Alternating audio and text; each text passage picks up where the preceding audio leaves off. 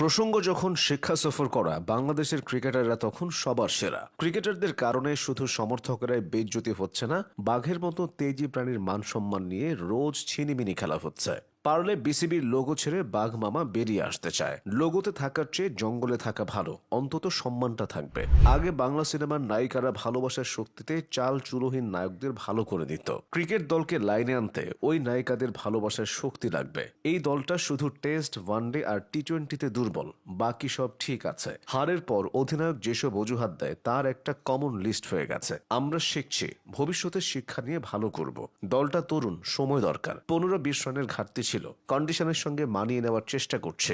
এসব অজুহাত আমাদের বাবারা শুনেছে, আমরা শুনছি, ভবিষ্যতে আমাদের সন্তানেরাও শুনবে। ভারতের জয়সওয়াল, শুভমান গিলরা তরুণ, তারা সেঞ্চুরির ডাবল সেঞ্চুরির বন্যা বইয়ে দিচ্ছে, অথচ বাংলাদেশের তরুণদের নাকি সময় লাগবে। অস্ট্রেলিয়ার আছে প্যাট কামিন্স, বাংলাদেশের আছে Mehidy Miraz. Cummins allrounder, Miraz allrounder.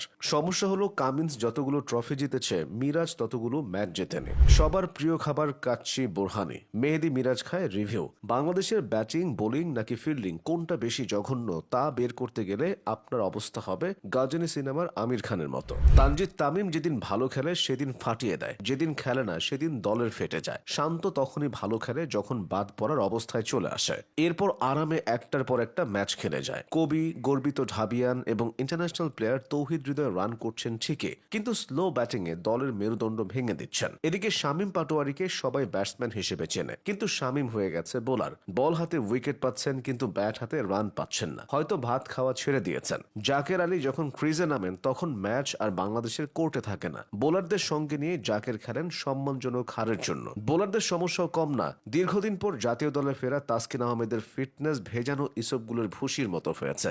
Mustafiz শেষ দিকে ভালো করলেও শুরুর দিকে অতিরিক্ত রান খরচ করেন। ফিল্ডিং এর যে অবস্থা, তাতে 11 জনের জায়গায় 11টা মিরাজ আফ্রিদিকে রাখা ভালো। অনেকে এই ক্রিকেট দলকে মায়ের দোয়া ক্রিকেট একাদশ বলেন, এর পেছনে কারণও আছে। এই দলের প্লেয়ারই বলেছে দোয়া করা ছাড়া আর কোনো অপশন নাই। এদিকে বাংলাদেশের বিপক্ষে খেলতে নামলে কুশাল মেন্ডিসের ঘাড়ে যেন ভূত ভর করে। আগে এই ভূত ঝাড়ার জন্য ওঝা হিসেবে সাকিব আল হাসান ছিলেন, এখন আছে মিরাজ, যে নিজেই রোগে। হেড কোচের কথা তো বলাই হয় না। ফিল সিমন্সের অধীনে বাংলাদেশ 12 ওয়ানডে ম্যাচে মাত্র 2টি ওয়ানডে জিতেছে। আরো অবাক করার মতো ব্যাপার হলো শেষ 10 ম্যাচে বাংলাদেশ মাত্র 1টিতে জিতেছে। যে ম্যাচটি জিতেছে সে ম্যাচে হেড কোচ দলের সাথে ছিলেন না, মানে গত 9 ম্যাচে ফিল সিমন্স ডাগ আউটে থেকে বাংলাদেশকে একটি ম্যাচও জেতাতে পারেননি। একটা সময় ম্যাচ হারলে নাজমুল হাসান পাপনকে নিয়ে তুমুল সমালোচনা শুরু হতো। দর্শক সব রাগ ক্ষোভ পাপনের উপর উগরে দিত।